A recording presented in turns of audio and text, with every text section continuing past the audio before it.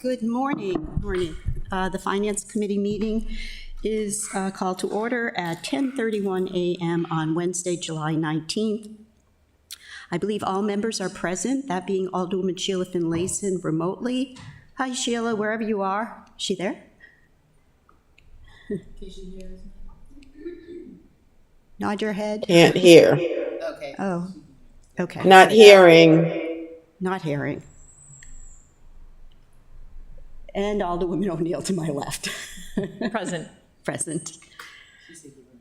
I'm sorry, I'm not able to hear. Have we started the meeting? Yes. Okay. Well, I am present. We can hear you. Okay. Okay, so you can hear us. I just could hear you. I heard Maybe Karma it's- say present. That was the first sound that I heard. Okay. Great. Welcome. Thanks. Okay. Hi. Good morning. Morning. All right, then, at this time, I'll accept a motion to approve the agenda. Motion to approve the agenda as presented. Second. All in favor, signify by saying aye. Aye. Aye. Okay. At this time, I'll accept a motion to approve the meeting minutes of June 20th, 2023. Motion Move to approve. Second. All in favor, signify by saying aye. Aye. Minutes approved. Director Dickinson, I don't believe we have any fund transfers or supplemental appropriations. That is correct. Does that mean that? That means in September, we're probably going to have quite a few. Okay. Alrighty then, so Cynthia Reuter, take note, we don't need to add those to the city council agenda for Monday night. So we have legislation before us that I believe has to be withdrawn. It's not in our purview to withdraw it, but to refer to the city council to do such. First being O20-23, which is the Chesapeake Nautical Cruises. This was a pilot lease for the summer. Is there anyone here to speak to the reason for their withdrawal? Assistant City Manager? Oh, there we go. Yeah, Vicki Buckland, Assistant City Manager. It's my understanding that essentially we're far enough along in the summer that they simply said, not this year. Okay, I know for the record, before we made a decision, we really wanted to get some kind of advice from the Harbor Master's office on what, what the rules and regulations are for nonprofits specifically, and other than what appears to be this first come, first serve type. So that brings us to R31. Oh, so do I need a motion to refer this to the city council for withdrawal? Or you can just take no action and then it'll go back. Whichever one you prefer. Well, I'd rather know that it's withdrawn for the record and refer to the city council. Can somebody do that motion? I have a question before. Is the sponsor withdrawing the legislation? I mean, we can't withdraw his legislation, but is the Chesapeake Nautical Cruises LLC requesting that this be withdrawn? And is the sponsor thus withdrawing this legislation? Apparently so. Alderwoman Finlayson, the Chesapeake Nautical Cruises representative, has said that due to the lateness, he wishes to withdraw this. The sponsor is Alderman Schottlemeyer, and it will be up to him on Monday night to formally withdraw it then. So we just want to refer it back to the city council with no action. Then I would propose we take no action, as Ms. Johnson said. Okay. Do I have a second? I don't think we need a motion to take no action. We just take no action. Second on that. All right, all in favor of no action, signify by saying aye. Aye. Aye. Okay. And then the next one is R31-23, which is another waiver, which is for the Annapolis Wooden Sailboat Race, which again, I understand, the sponsor of the event wishes to withdraw. City manager, do you have anything to add to that? It's my understanding that the event is simply not happening. And so therefore the fee waiver is not required because it's not happening in the first place. Okay.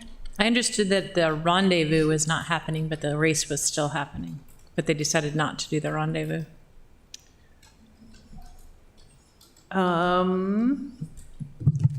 According to the banner. Rick Hutzel's paper. Let me. So I'm sorry. Go ahead. Yes, Alderman Finlayson? So if the rendezvous isn't happening, then they don't need a docking space, right? Correct. Yeah, yeah. So it's not applicable anymore. Can I have the same motion as the prior? No action. I'll make a motion for no action. Do I have a second? Second. All in favor signify by saying aye. Aye. Aye. Okay, no action on R 21-23, or 31-23. Alrighty, then we have R 32, the last piece of legislation, R 32-23, which is the waiver for the Annapolis All-Stars. I did read the staff report, which was interesting because I thought it brought up a good point. If you bear with me here, I'm reading the staff report prepared by Victoria Buckland on the impact of legislation on operations, which was requested, by council to report on any piece of legislation. She writes, the setting and waiving of fees is in the purview of the city council. The city has been underscoring this in its operations to help promote consistency and transparency. Staff is neutral regarding this particular fee waiver, but staff recommends that the city manager's office and city council work together once the FY24 budget has been passed to establish clearer and more robust policies around fee waivers. I have to say, I couldn't agree more. But getting back to the legislation, it's up for discussion. Anyone? Sheila's. Oh, Alderman Finlayson, yes, I'm used to you Thank next you. to me.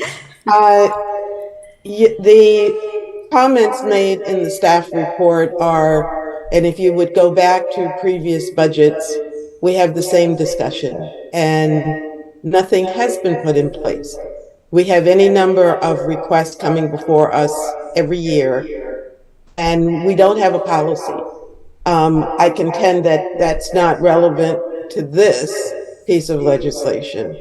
But it is true that we do need a policy to determine the procedures and the dollar value of waiving fees. And I think Ms. Dickinson is probably keeping track of the amount of fees that we've been waiving each year. But nevertheless, speaking more directly to the legislation, I would support, and I would hope that we all would support waiving the fees for the Annapolis All-Stars. They are our only inner city group that works directly with our communities with the greatest need. They are a nonprofit. They have been around for a number of years and have come back because there was a great need in the community. And so I think we all were concerned about the fees that they were being charged. And I know others are too, but we do have to look at these on individual basis, looking at the number of kids that they're serving from the city and the communities that they have the greatest impact in. The All-Stars check all the boxes for us. So I would hope that, and I would like to make a motion that we give a favorable recommendation for R 3223. I have a question. Question, Alderwoman O'Neill? Sure. When we last discussed this a month ago, we were told by the Rec and Park Director that they were reevaluating and that there was some changes in the times that they were requesting, and therefore it was going to change possibly the total amount that's being waived. Do we have any additional information on that? I do not, but let me follow up and see if I can get an answer. Okay. I'm looking through my notes, and one of the questions that we had was that it was a significant amount of time that they were requesting, therefore other groups weren't having any opportunity to also use those same fields. But I believe that the All-Stars had come back to say that they were reevaluating the number of time slots they were asking for. That the 13,810 actually indicates 4-hour sessions, and I believe it was 136 4-hour sessions or something to that effect.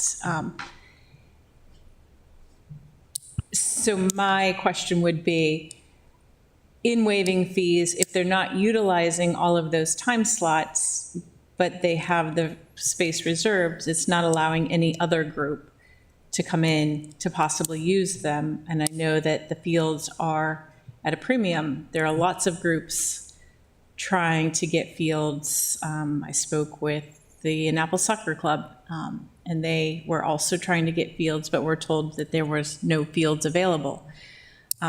So there is a cost to the city when you talk about completely waiving the fees versus waiving a portion of the fees, or looking at a way for multiple groups to share the space.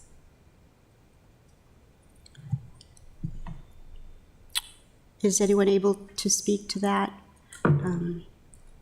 So in research. Has a question. Madam Chair, I have my Alderwoman hand up. Finlayson. I do know for a fact, and I spoke to one of the sponsors of the All-Stars, and the number of requests for fields was not accurate. And Alderwoman O'Neill is correct. We were supposed to get an updated request.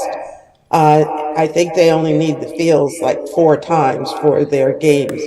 And so we don't have the most correct number. I do believe that Ms. Johnson may have that number. But this is, and I'm sorry that the fiscal impact note is not reflecting that, but there has been a significant change. Contact her. Can you call her, Rosalind? I had asked, well, that's why I asked you, because Michelle was asking. We were just, thank you, Sheila, we were just asking about Director Johnson's. Yeah, we're going to just give her a quick call. There was a little confusion on whether or not she had to attend. But in researching this legislation, you're correct, we don't have rules and regulations on fee waivers, but we have concurrent with special event legislation, which transpired in 2018. We did put a section in the code, 6.04.210, for use of city facilities and services. And then it defines city facility, city services, full fees, et cetera. But what was very intriguing to me was the liberty of the mayor. The requirements of the section may be waived. In other words, you can waive the fee in the following instance: whenever the mayor determines that the full fees associated with the use of a city facility, which in this case would be the fields, or, get this, it's Latin, or service is de minimis, less than $300, or if budgeted in the general fund, including but not limited to such de minimis or budgeted uses of city facilities by recreational leagues, civic associations, senior citizens, or education groups.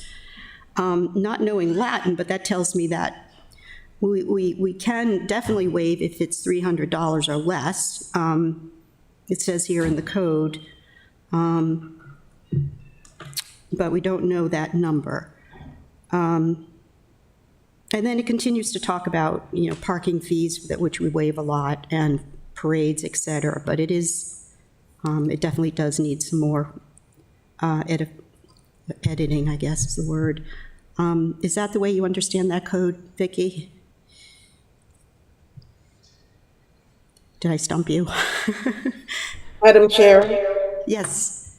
Yes, ma'am. Yes. the Alderman portion of Mason. the code that you were reading came about as a result of a committee that the council formed for special events, particularly as it related to events in Ward 1.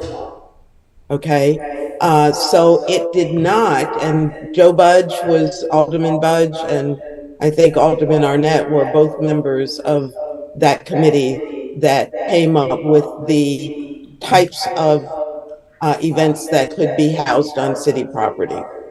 It did not speak to stepping into the recreation and parks facility usage. So I think there should be some clarity that about the intent of that legislation. You said back in 2018. But that was our special events legislation. Our sporting teams, unless they have significant annual or playoff events, I don't think were considered as part of special events. Yeah, you're exactly right that about the special events legislation. That was a huge deal. And yeah, Alderman Arnett and Alderman Budge, et cetera, were part of that. And the code doesn't really speak to that. But again, I'm just agreeing with you that this does need to be refined as far as fee waivers. But there is some intent here to waive recreational fees. So, Kaylin, did you have any luck reaching Director Johnson? Ms. Regina's reaching out to see. If she can just answer the question. Okay. Well, we have a presentation. Hi. We have a presentation. So what I recommend is that we continue on with the presentation, and then we can circle back to this. And by then, maybe Director Johnson has a value of this fee waiver. Any objections to that? Hearing Madam none. Chair, I do believe that this is timely legislation, so I would hope that we would get back to it and decision. We will. We're going to circle back to it, definitely.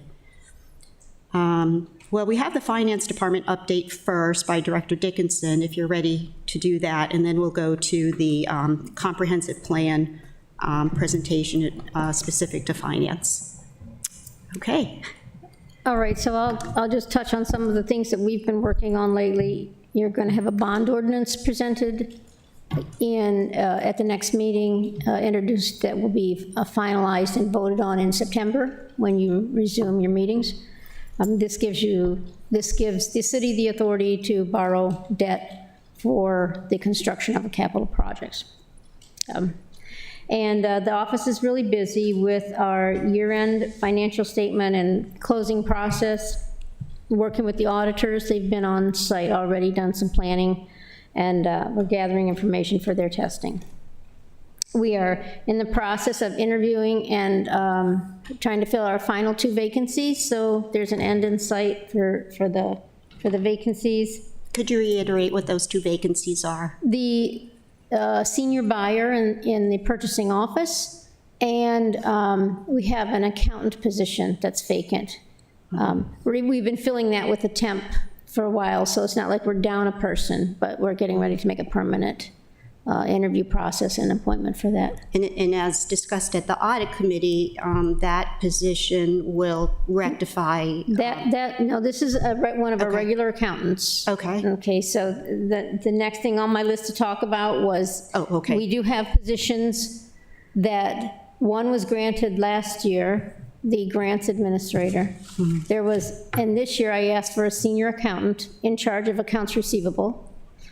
And I am not planning to list or fill those until I get space. I know where they're going to sit.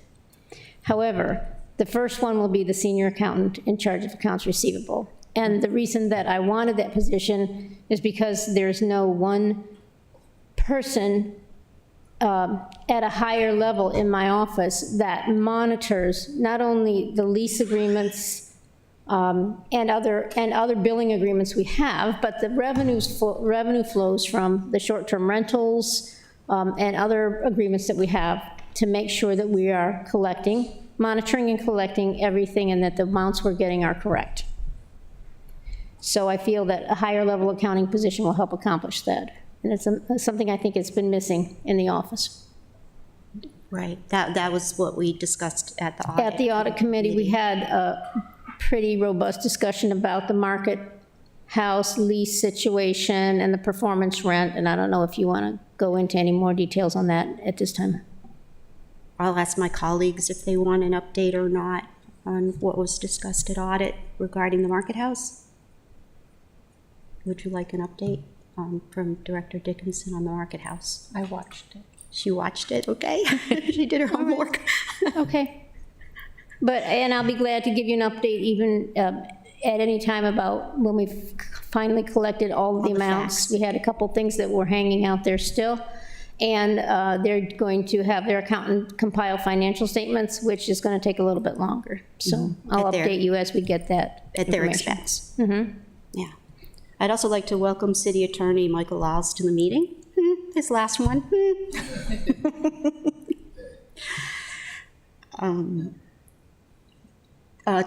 Time out, what? Director Dick Johnson, she said she took another meeting with the city. So she's actually on a call right now. Oh, go ahead. No, she's actually on another meeting right Okay, now. So okay. when she's finished with that meeting, I'm assuming she'll try. Yeah, I don't think we can I don't accept know a if phone it's- call, though. No, Okay. she's, and she's working from home today. Okay. She couldn't get here in a timely fashion to be here, but she can't. Michelle said if we, Sorry, I'm what- assuming if we email her the question, it can be answered. But right now, no, because she's on another meeting. Yeah.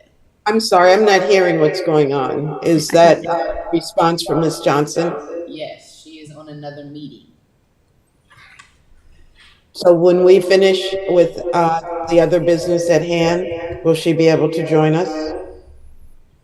I'm not sure because she's working from home today. So Yeah, and I had also reached out to her, so when I get an answer, So I know, I don't think we can accept a phone call during a meeting, but Assistant City Manager, could you email her? Bingo, okay. And so hopefully we'll get a response, and that written response we can look at. Okay. All right, so let's move on to the comp plan presentation. We have, you can introduce your partner, Eric Lashinsky, and thank you for taking the time. And thank you for last night. That was a good presentation to Ward 1 and 2.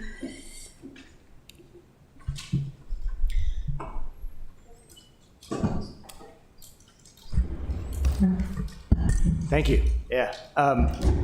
For the record, Eric Lashinsky, Chief of Comprehensive Planning. Can you hear Sheila? I can hear him, yes. Okay, good. Yeah, good to be with you. It was a good meeting last night. We had the fourth of our 4 in-person community events related to the release of our draft comprehensive plan. So last night we were at the Bush West Street Library. It was primarily aimed at wards 1 and 2. We've been trying to do these events to align with the various wards of the city, and it was a great turnout and had a lot of good conversations with folks, good questions.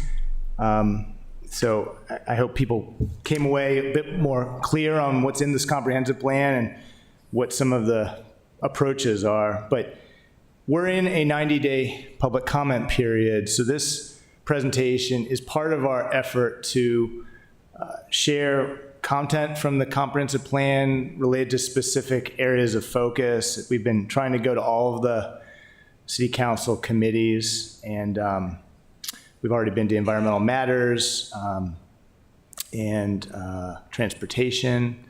So continuing in that, we tried to pick out the items that would relate to finance.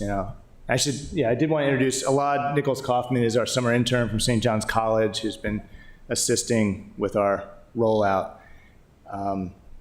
And Casey Ortiz, not here, is our comprehensive planner on the team, who's also been very involved.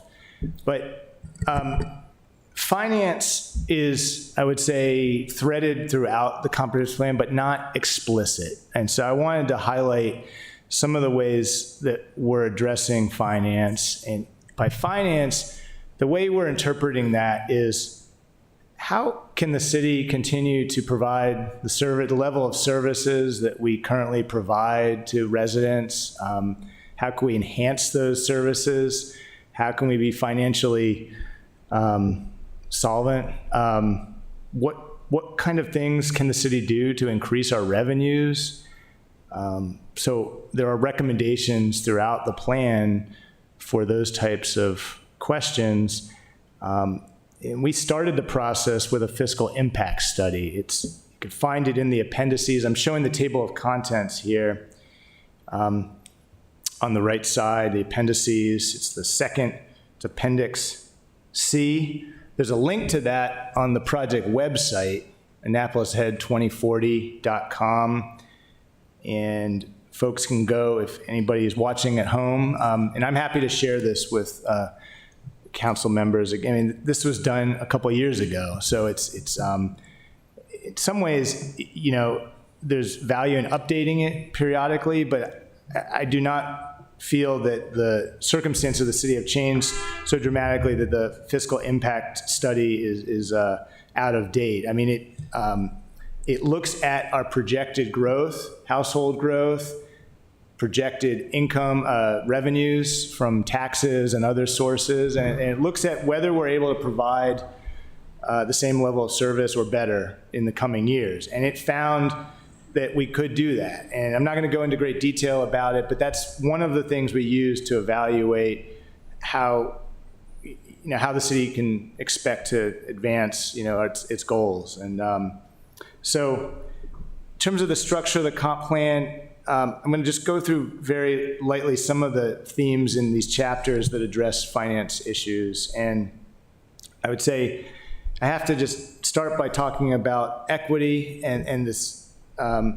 It's one of the three underlying themes of the comp plan. And as it relates to finance, this comprehensive plan is really interested in how can we be more equitable in how we invest in the city, in our communities, particularly ones that have not been invested in adequately over the years. So there's a lot in this comp plan aimed at clarifying where those places are that may have not received the same level of investment or commensurate it with their need. Would that include city housing?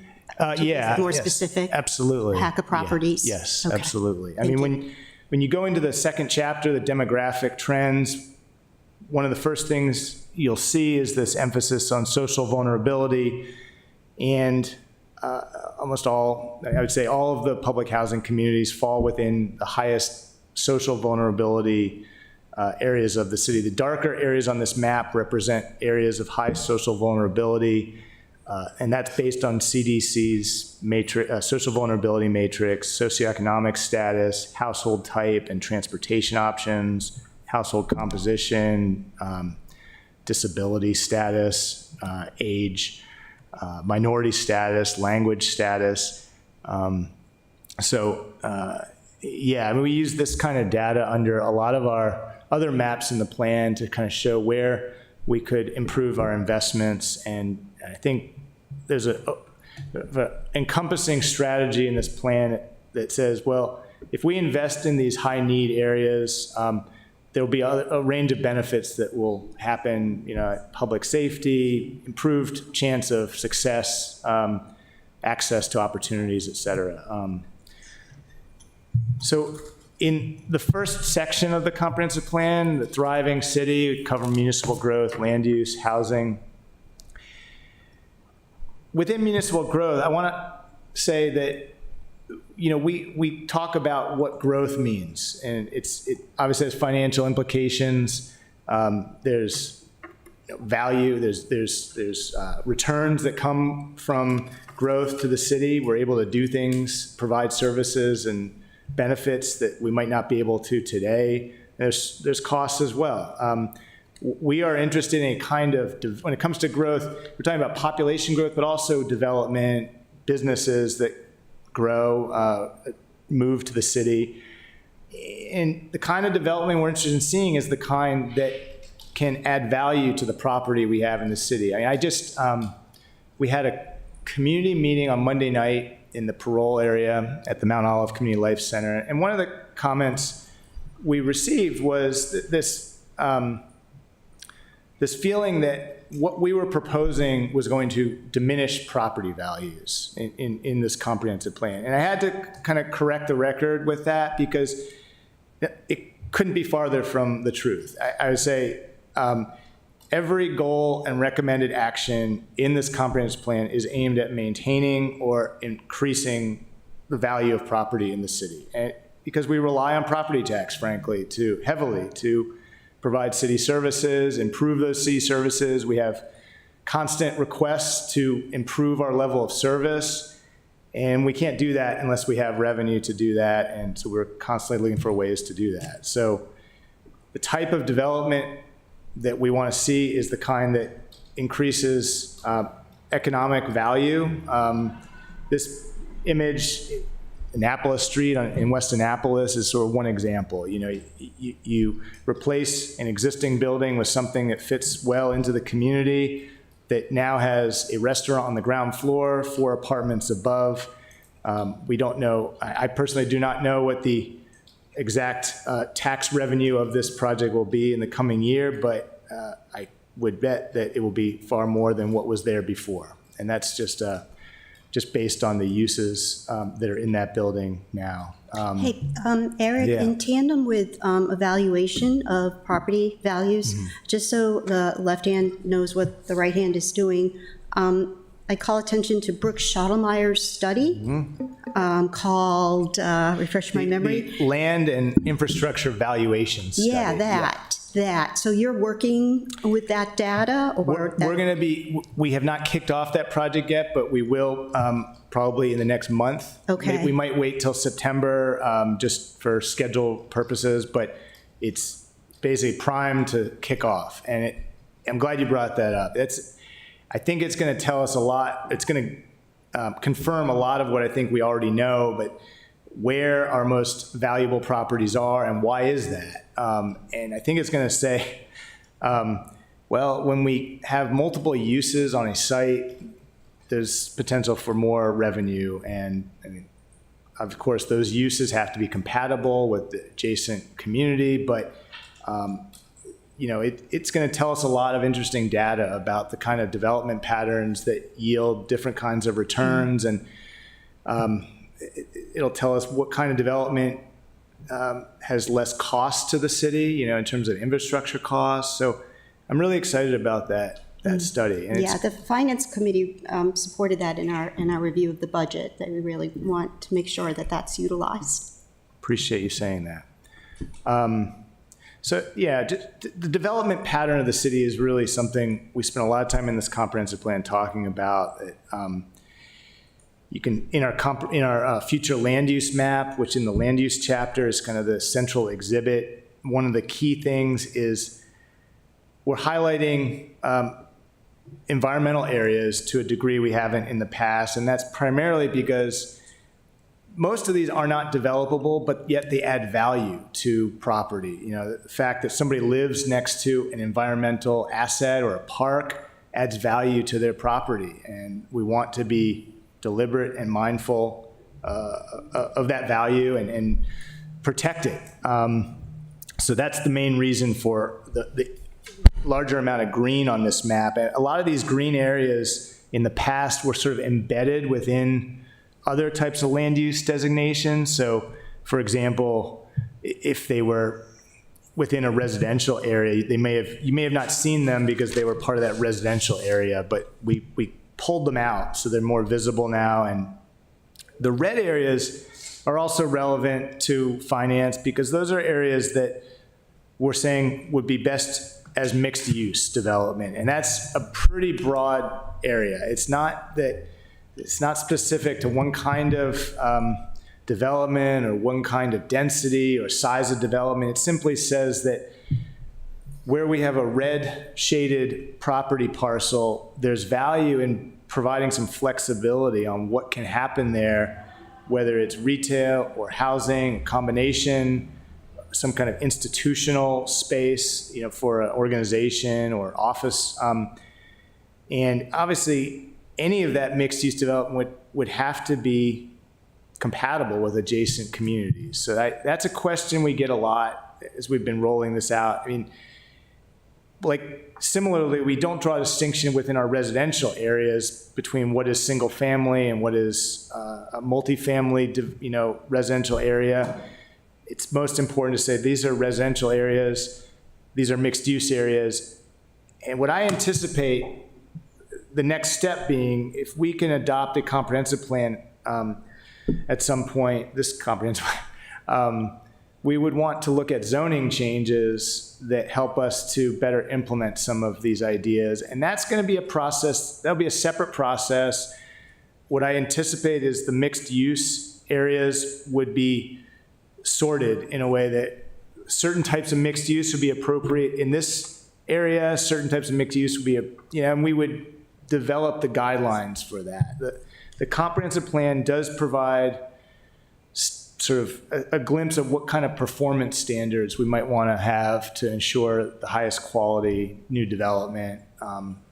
That's one thing we do in this comprehensive plan, but it's not the same as zoning. It's kind of a guide for the type of zoning we may want to have. So, and we do identify about a dozen large sites in the city. We call these large infill sites, meaning these are sites that are already developed to some degree. Some are completely developed, some are minimally developed, but they've had some kind of development over the years. And these are sites where we think there's a potential in the next 10 to 20 years for some redevelopment, and we want to be ready for that. We don't provide specific plans for these sites, but we provide guidance on what a developer or property owner, a neighboring community might want to be thinking about as the best use of these sites.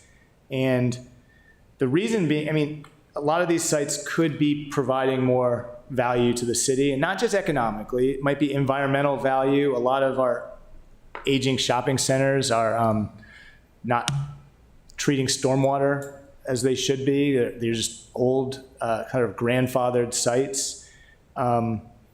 Well, that has value as well. Environmental values are often not easily quantified, but that also has financial implications, right?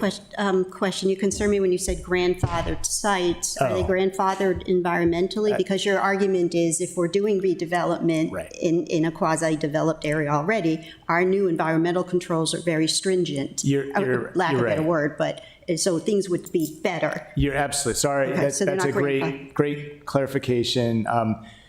Essentially, our laws have changed over time. We have much stronger environmental laws than what we may have had 20 years ago, for example, both in terms of stormwater regulations, forest conservation. And so these properties don't necessarily have to follow those today, but if they do get redeveloped, they would have to follow those. And so that's the other opportunity with redevelopment. We can bring these up to the current standard. So I'm glad you pointed that out. Yeah. So in the functional city section, we talk about transportation, community facilities, arts and culture. The community facilities chapter is primarily about parks, but it does touch on other types of community services such as police and health and libraries, schools. Within community facilities, I came in a little bit late. I heard the discussion a bit about the ordinance related to fees, and you know, I do have to say that finding the right balance in terms of what our fee structure is really critical. I mean, it's not an easy issue to resolve. I mean, there's clear benefits to enabling organizations to operate in the city at a lower cost when they provide a certain kind of benefit to the community. But there's also opportunity in recouping more revenue from parks in very specific ways. And, there's models all over in communities similar to Annapolis where, there's sensible fees associated with renting facilities, or we're talking about potentially allowing for people to store kayaks or paddle boats at street end parks in the future. Well, that would be a great service, I think, to a lot of people who don't live right next to the water. Then I think there should be a fee associated with that, a nominal, affordable fee that could help to maintain those types of services. I think there's opportunities to provide new amenities that could have a cost associated with them. I mean, I don't want to get too deep into our amazing pool facility at Truxton Park, but I think that's generally been a success in terms. I mean, I'd have to defer to Director Johnson on, or Director Dickinson on, just how the revenues from the pool help to maintain the pool. But it seems like they're fair, and they're different for local residents versus out of city residents. That's a very common policy in other places. So it seems like we're doing a good job there, and I think that might be a model for other amenities. And I mean, Pip Moyer could be in the same category. So these are popular facilities. It doesn't seem like it. And I go to these facilities. There's a diverse crowd at the facilities. I mean, it just doesn't seem like it hurts the use of these facilities to have a reasonable fee associated with them.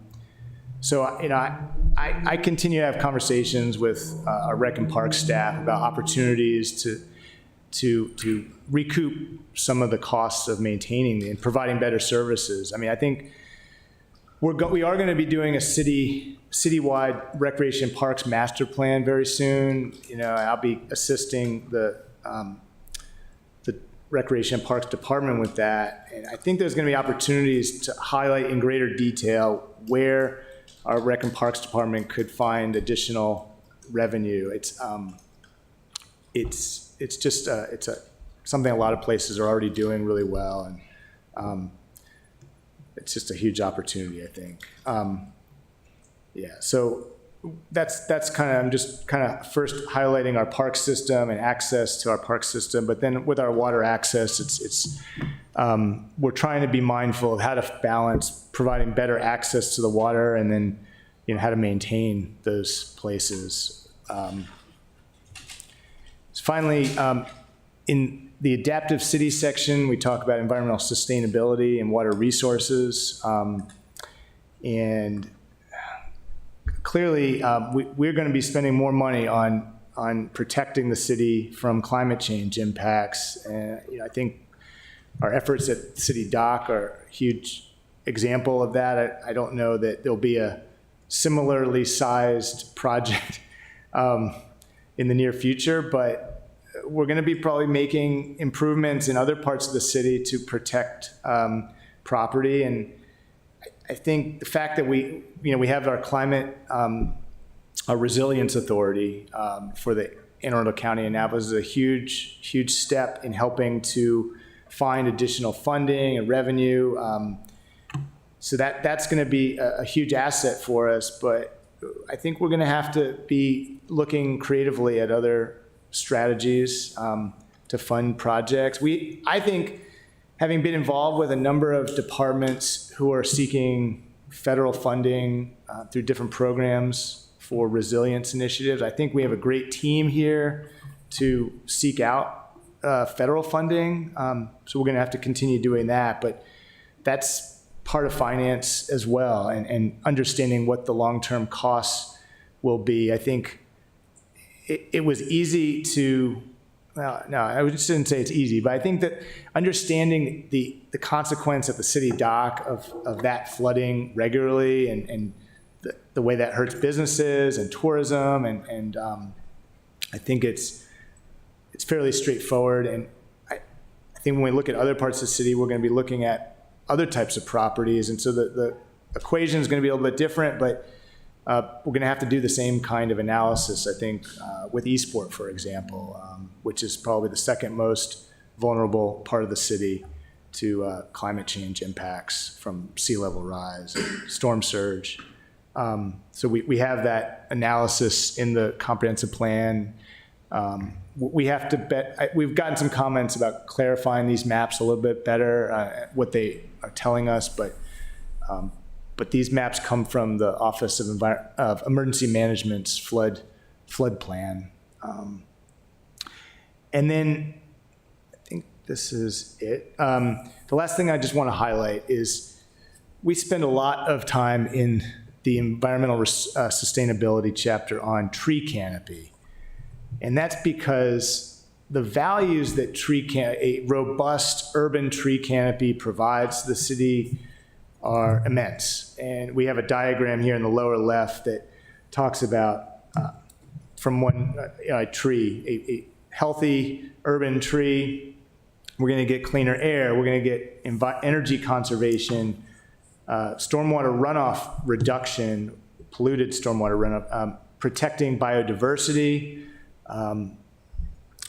cooler temperatures, improved mental health, higher property values. I mean, there's a remarkable amount of data today on how neighborhoods with really healthy tree canopy increase health outcomes for the residents of those communities. And so we've spent a lot, our department has spent a lot, our division within planning and zoning has spent a lot of time with our city arborist, Brian Adams, talking about strategies for increasing tree canopy. And it's just not, there's no easy solution, but we have many recommendations in this comp plan for how to do that. And we had beginnings of a very good conversation with the Environmental Matters Committee last week about the kind of funding we need for tree canopy investments. And it's, I think it will pay dividends for the city if we can find additional funding for tree canopy expansion. We're just very, I would say, understaffed and under-resourced in this category for the level of expectation that people have for what our tree canopy should be. I was just verifying with Alderman O'Neill. I think Alderman Savage got that in the budget as an amendment. Okay, I'm not totally up on the current value. I should be, but we've found some good precedents from other places as to what that are scalable. So even if the population is different or the type of city, like what we should be spending. I guess we're planning to go back to Environmental Matters in September with a very specific tree canopy presentation that we already gave to the Environmental Commission. Yeah, I'll check. I appreciate you saying that. I mean, I'll look at what that budget amendment is, but I assume it was probably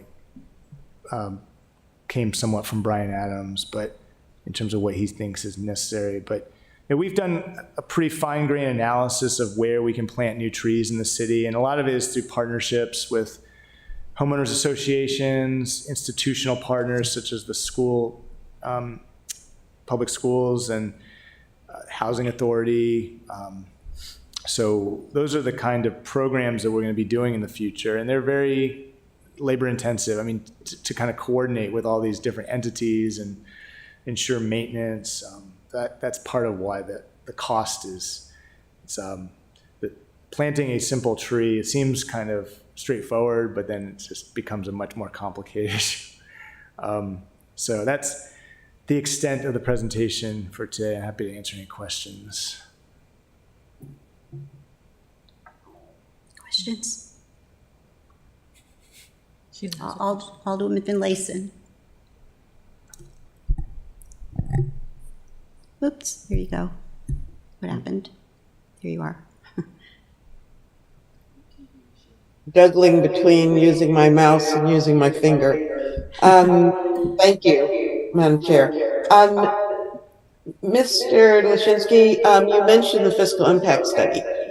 Could you send us a copy of that independently of the plan? Yeah, absolutely. Happy to do that. Yeah, I'd love to see how it's changed, but I'd like to, just look at it.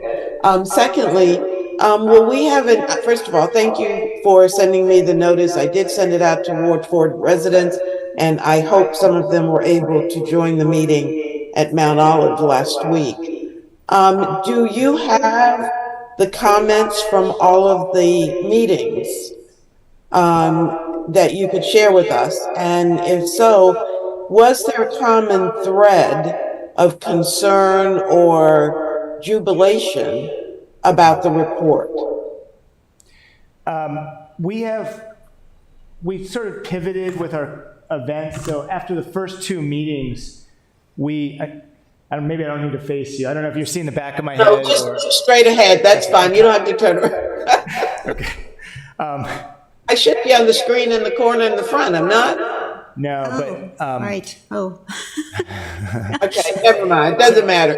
well, so the first two meetings, we were encouraged. We were providing a comment sheet to people where they could kind of write in comments, and we were also encouraging them to go through a QR code to an online survey. We're always trying to figure out what is most easy for people to use as a way of commenting. So we had these two different methods, and then we weren't getting a whole lot of submitted comments, I would say. And we had really good conversations with people, and we took notes, but we pivoted, starting with the Mount Olive event and continued last night at West Street Library. We provided Post-it notes on the tables and encouraged people to write Post-it notes, and that seemed to go really well. We got a lot of the increase in comments was visible, and so we documented those, and we can definitely put together what we've heard and what we recorded and share that.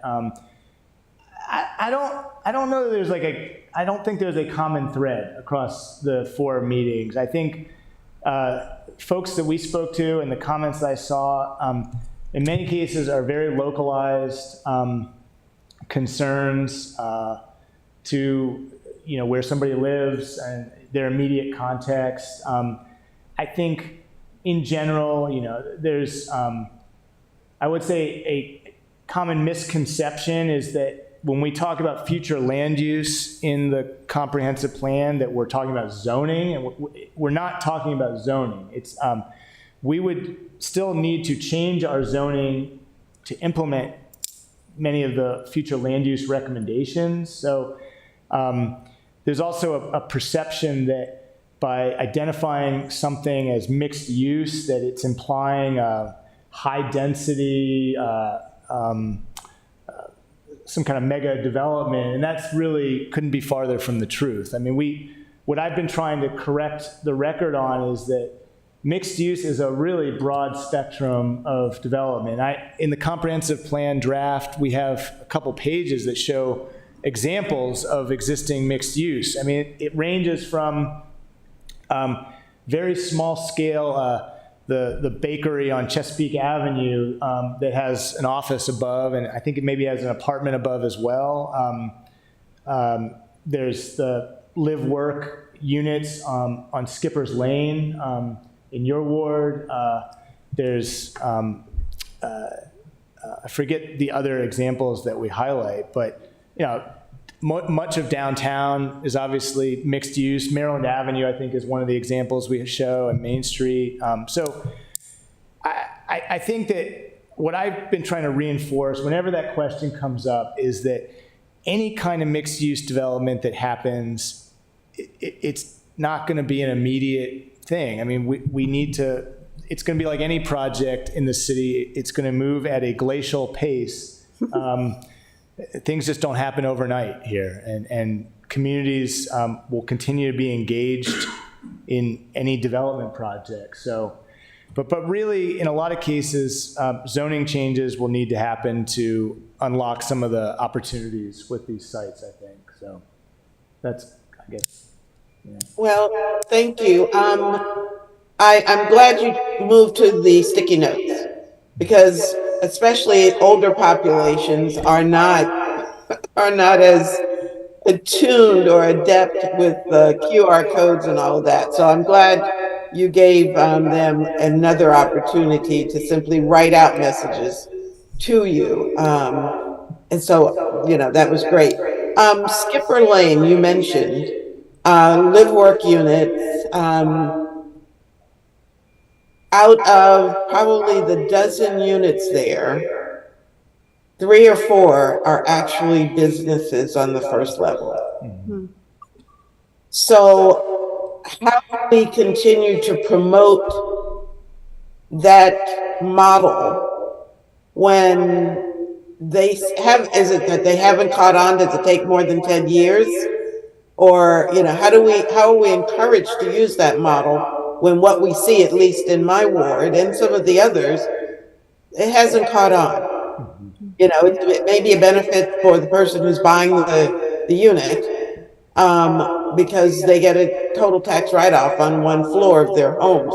But how do we show that it's a benefit throughout when, all those businesses, well, all those residences are actually not being used as businesses?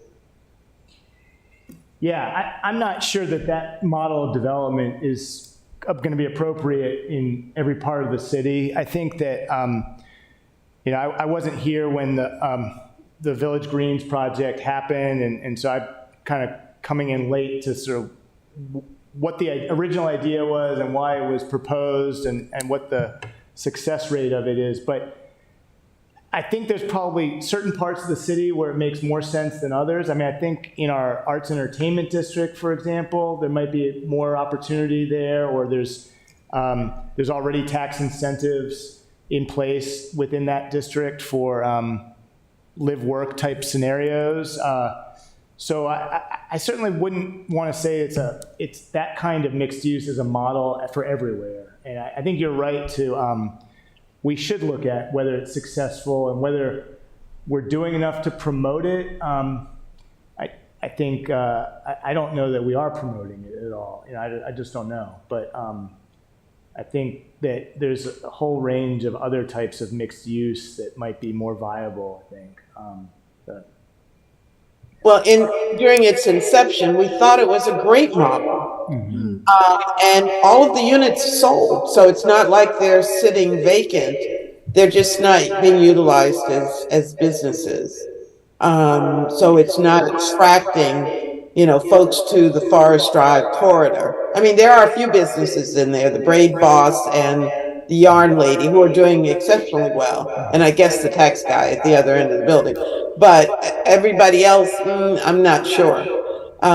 So anyway, at the time, it seemed like a great idea, and it still is a beautiful community as a whole. But, lessons learned, I guess is what I needed to say. So, okay, I think that was it. Thank you very much. And again, I'm sorry I had to miss the presentation at Mount Olive, but I do have all the documents that you sent. And I think I do owe you a phone call, you and the new director, so we'll talk soon. Thanks. We can share the sign-in sheet with you. I think there was a pretty good turnout from Ward 4 at that event, so we'll share the sign-in sheet with you. I mean, I can share sign-in sheets from all these meetings. So. That would be great. That would be great. Thank you. Do you have a question? May I do have one other question. Mr. Lashinsky, was there any discussion about a bypass road? No, there was not. Okay. I know that has been a concern, and I didn't know whether it was raised at that meeting or not. Well, we didn't discuss the bypass road. I mean, one thing that did come up were parking issues, of course, particularly around the Bywater Road area, but that was just one specific place that was addressed. But no, we didn't talk about the bypass road. Well, that's a good thing, I think, right now. All right, thank you. Thank you, Alderwoman Finlayson. Alderman O'Neill has some questions. I do have a couple of questions, and part of one of my questions was somewhat addressed last night, and that is in that mixed use, and especially along the West Street area. And we have quite a few people that are looking to convert their property into mixed use. And right now it is so economically unviable because of the extreme costs and kind of the hoops that we're making them. Do you see in the comprehensive plan us altering that process to? Yes and no. I did have an extensive conversation with, I believe, one of your constituents who has the business on West Street near Russell Street, and her issue she's having in trying to adapt her building for residential use, or some kind of any other types of use, I guess, but primarily residential. And the issues are primarily, seem to me, building code related, health and safety, like the cost of sprinklering the building. I mean, this is consistent with the downtown issues as well.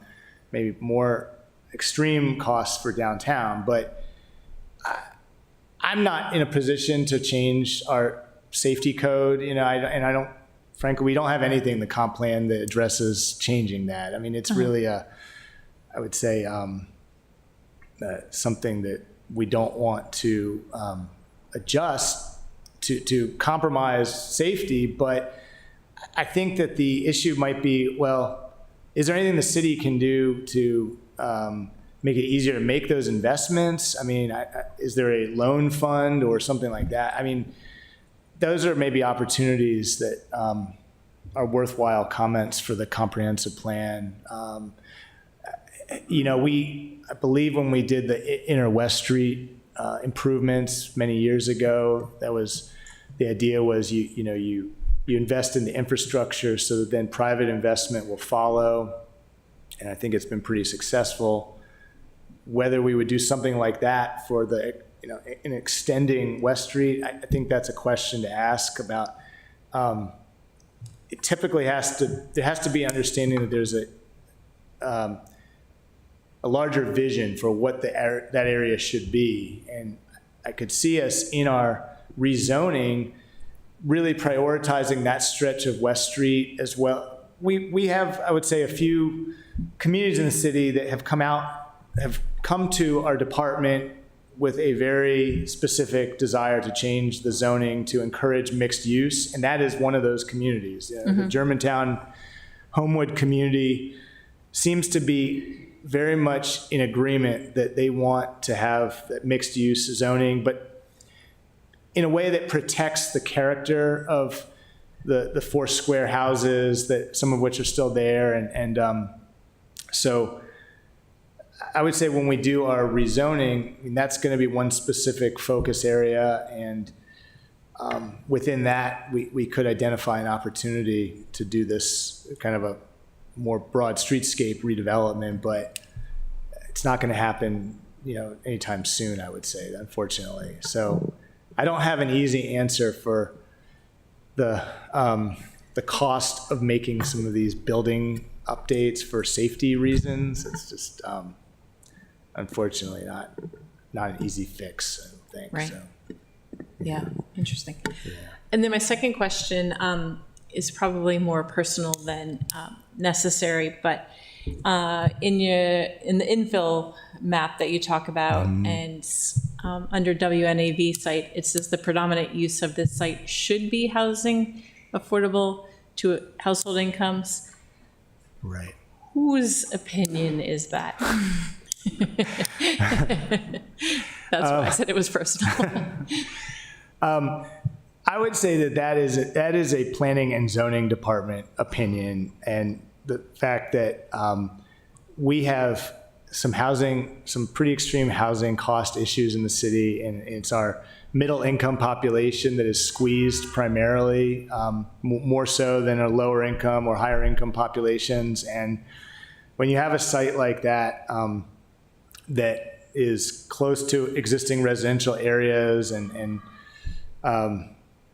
on a major corridor, but, transit corridor, and close to where we're building a major new trail project, and it's close to schools and other parks. I mean, it just, from a planning perspective, it's an ideal place for new housing, but we're very careful to not suggest any particular density there. I mean, that's.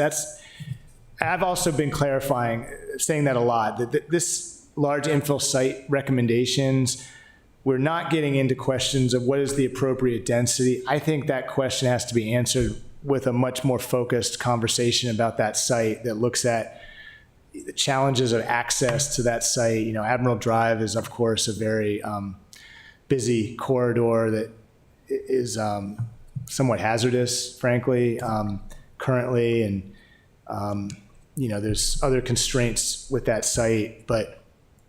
So I think the idea is that it may not be like high density housing there for sure. It might be something more lower density or something that fits better, with what's around it. But it certainly seems like it should support some portion of housing, if not some other public amenity type space or institutional type use for a organization, or I think there's opportunities for it to be more than just housing, but it seems like at least some portion should be housed. That's kind of the idea. It's more from planning perspective. Yeah, thank you. Sure. Thank you, Eric. I have just two questions.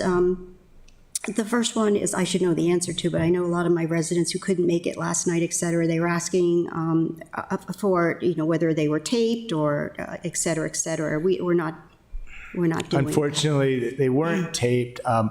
We did some webinars a few weeks ago that are online on the website, but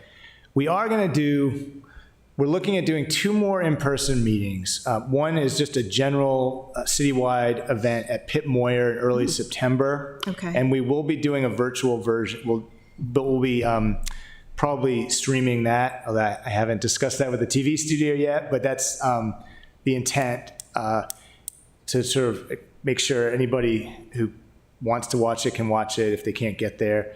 We're also looking at doing a Spanish language event. We're working with Laura Gutierrez on that, and have not selected a date, but that's the other in-person event we're looking to do. And this came up at the audit committee meeting. We are, looking at revising our strategic plan. And again, left hand versus the right hand here. I'm not sure of what the linear progression is. Is the comp plan based on a strategic plan? Is the strategic plan based on the comp plan? You know where I'm headed here. So in your development of the comp plan, do you refer to the last strategic plan, or is there no need? You're welcome to say something, Vicki. I'm sorry to say I don't believe there's any reference to the strategic plan in the comprehensive plan. And I guess that's primarily because, my understanding of the strategic plan is it's more inward facing in terms of how our government should function, whereas the comprehensive plan is more outward and external and focuses more on the kind of public side of the city. I don't know. I'm sure there's some overlap there, but there's no linear relationship, really. It's sort of 2 different approaches. That's the way I see it. Yeah. Okay. I don't think that they're contingent on it. I think that the strategic plan, I actually think it's more important for the strategic plan to sort of reference some things in the comprehensive plan, in terms of some of the community goals. But because I think that when we talk about strategic plan, I think about it as how can we deliver, exemplary service to the residents and be efficient in how we operate, et cetera. I think knowing what some of our goals are as a city in terms of development or amenities and expanding on what makes Annapolis, et cetera. I think that's in the comprehensive plan, and I think that the strategic plan could then sort of reflect some of that, but. Thank you. And if there's no other questions, I'd just like to say thank you on behalf of all of us here. Sheila has a question. Oh, Alderwoman Finlayson has a question. Sorry, I do have one more question. I have to look it up now. The Arts and Entertainment District. At some point, are we evaluating the success of it? You mentioned it previously. So when do we get the data that indicates how successful that is being, what revenue is being generated, and what needs to be done differently so that it can thrive even more than what's happening now? That's a great question. I think we absolutely need to have some understanding of what it, I don't know if, sorry to put Director Dickinson on the spot about the Arts and Entertainment District. I mean, is it easy to pull the, some sense of revenues from businesses, from properties within the Arts and Entertainment District, understand like how they've changed over time?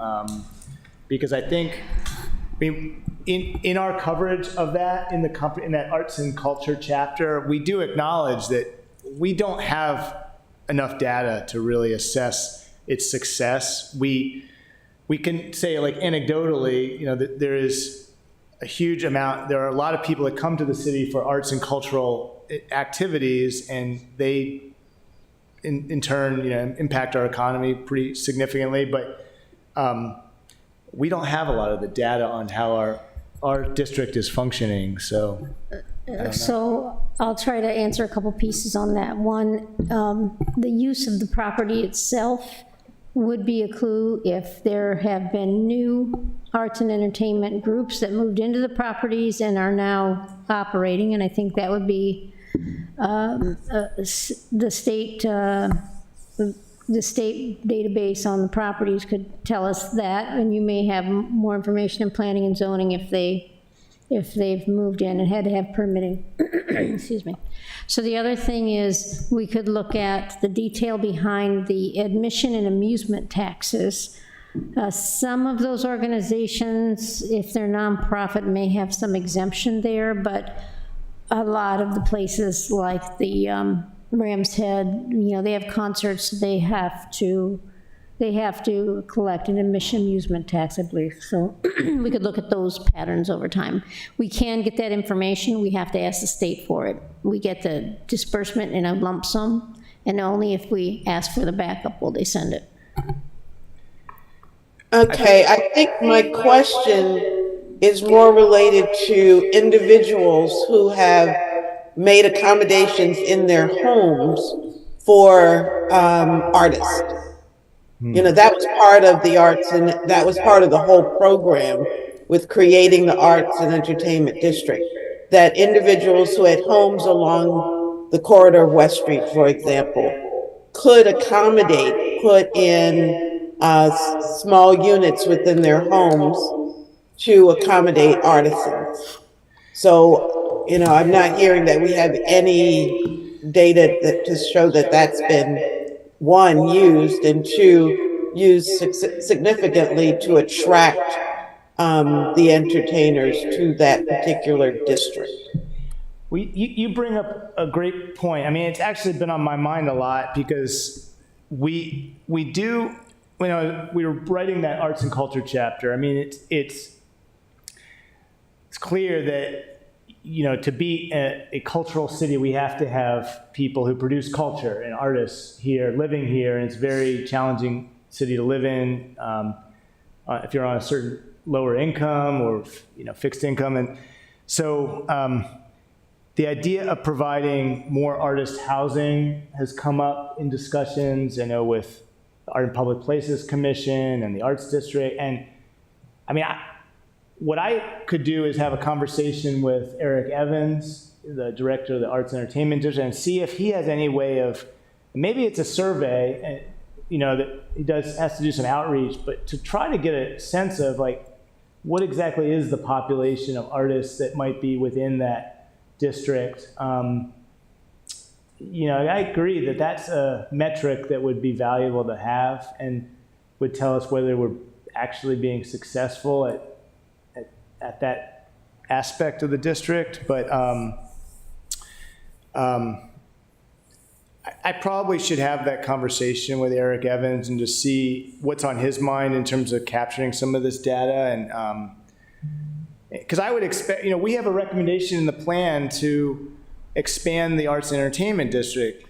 It's going to be both I think a state and city council decision. It won't happen right away. I mean, I think there would have to be an ordinance, but to expand it, but I would anticipate that, city council is going to want to know, well, what's the potential benefit, economically or culturally.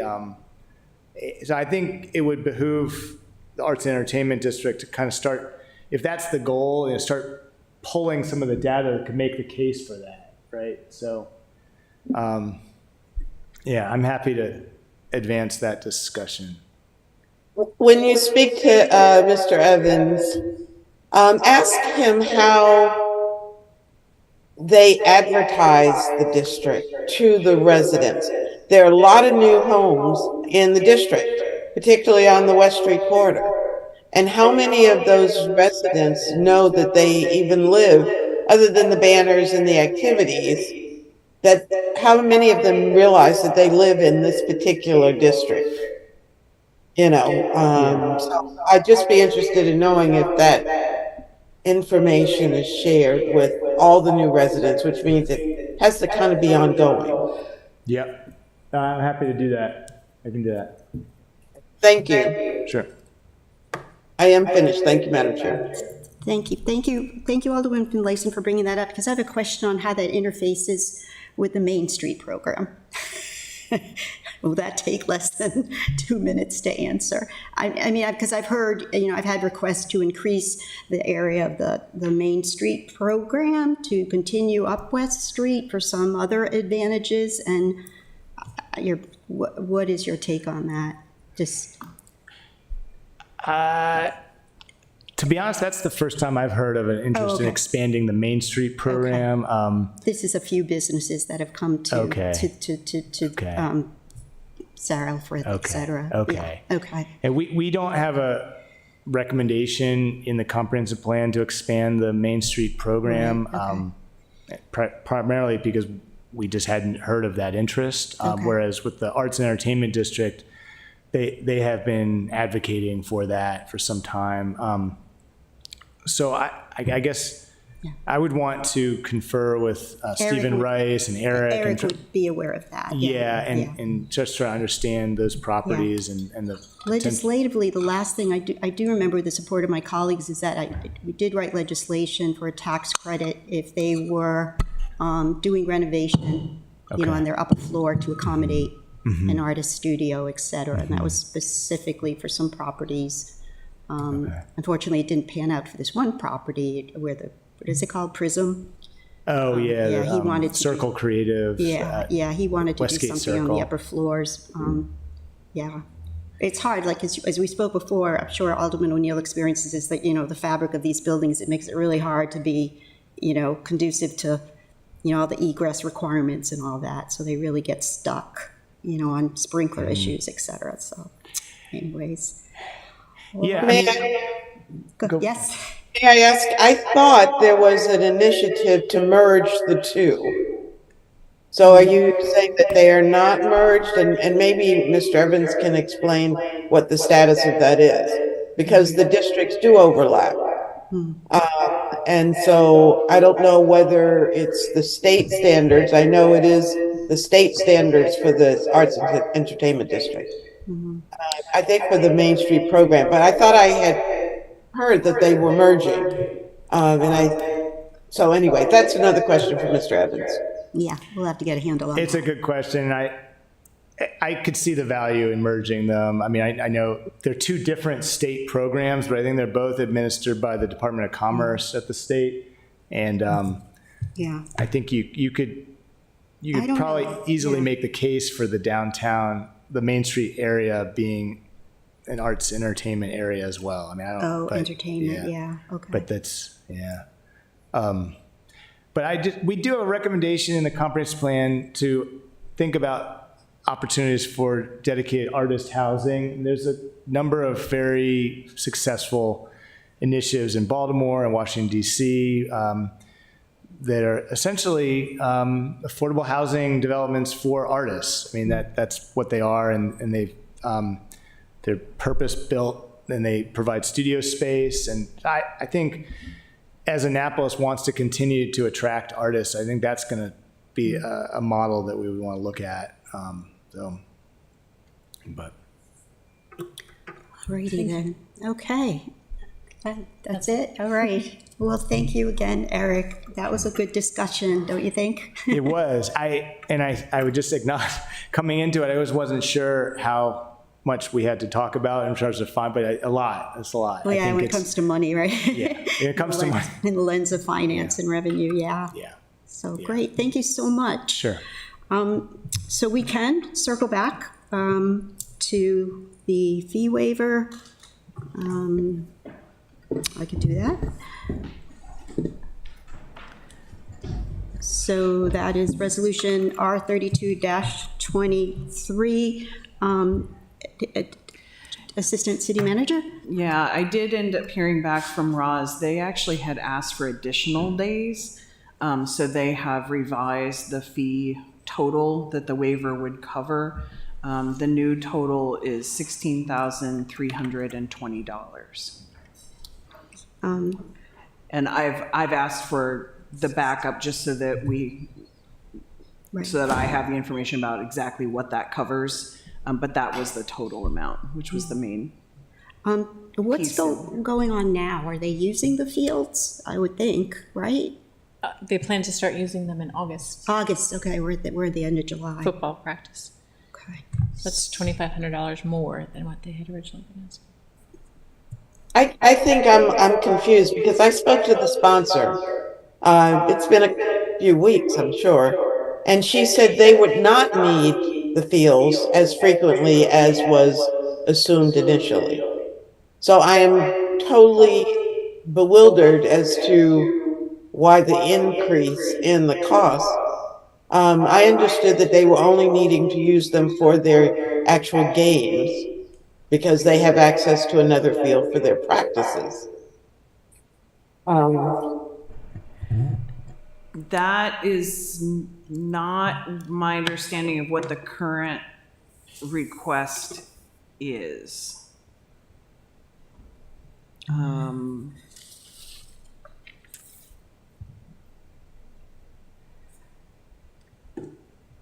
I did, Kaylin did get some clarification via phone call, if that's appropriate, that Rosalind would email you, which you probably have. That's where I got that. Yeah, okay. Does it mention practice days and 4 Saturday games? Yes. Okay.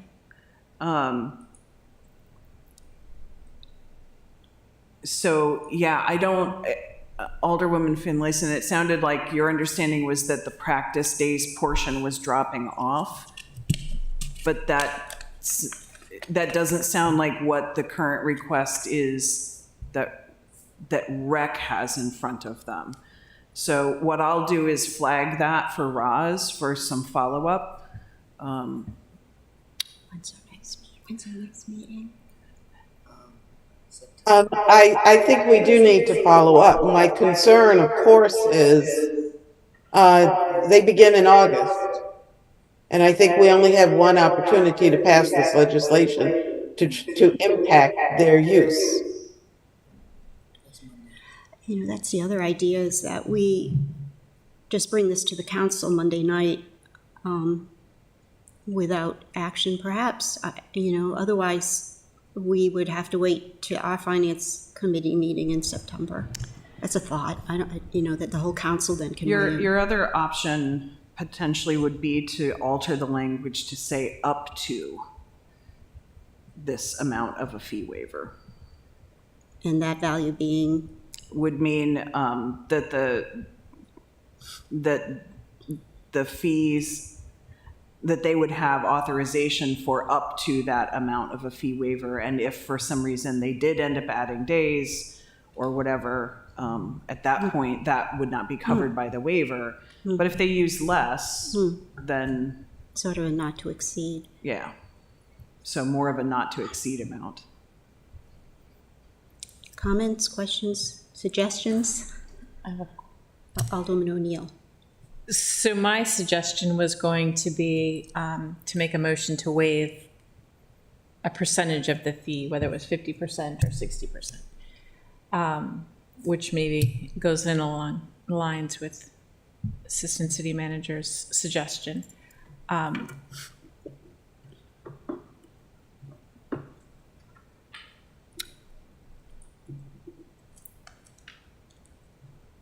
Sorry, I finished the sentence. I thought I was going to say some more. That would be my, I was trying that was to, going to be my motion. I was that trying we- to do long multiplication here. What's 60% of 16,320? I can tell you that. Yeah.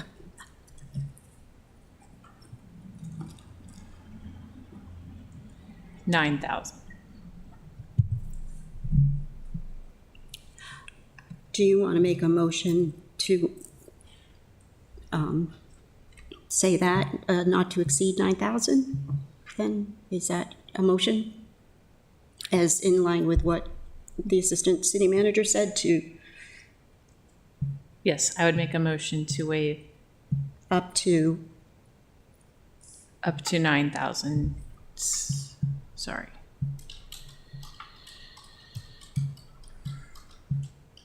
$9,792. and your logic on the 60% is based on the previous number? Based on the previous number and based on my previous concern that all of the dates that are used are boxing out other organizations that have also requested use of our city, fields. Other organizations have used and have been told they are not available. You're amending. Yeah, this is she's motioning an amendment to the resolution, Caitlin. Is this a finance committee amendment or is this? A finance committee amendment, but it hasn't been seconded. I can't second. Can I? I can't second, right? Alderwoman Finlayson, do you have any comments on what's on the floor? I do, and I would oppose what's on the floor. I think that's arbitrary. Are we treating all of the organizations this way? To date, we don't have a policy in place.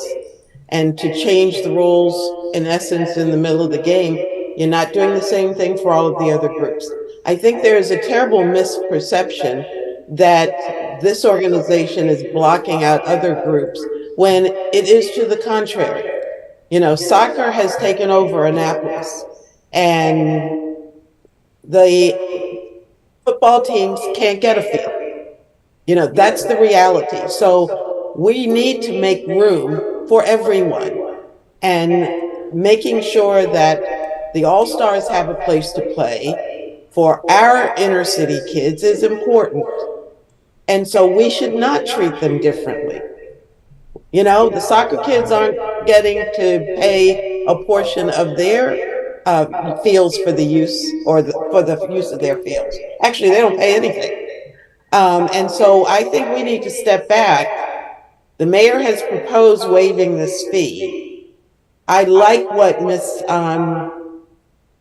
Vicky, I'm sorry, blanking on your last name, said, that we do a motion with a cap and say up to the amount that's requested. And I would be comfortable with the amount that the mayor had put in his original, and what was it, 13,000?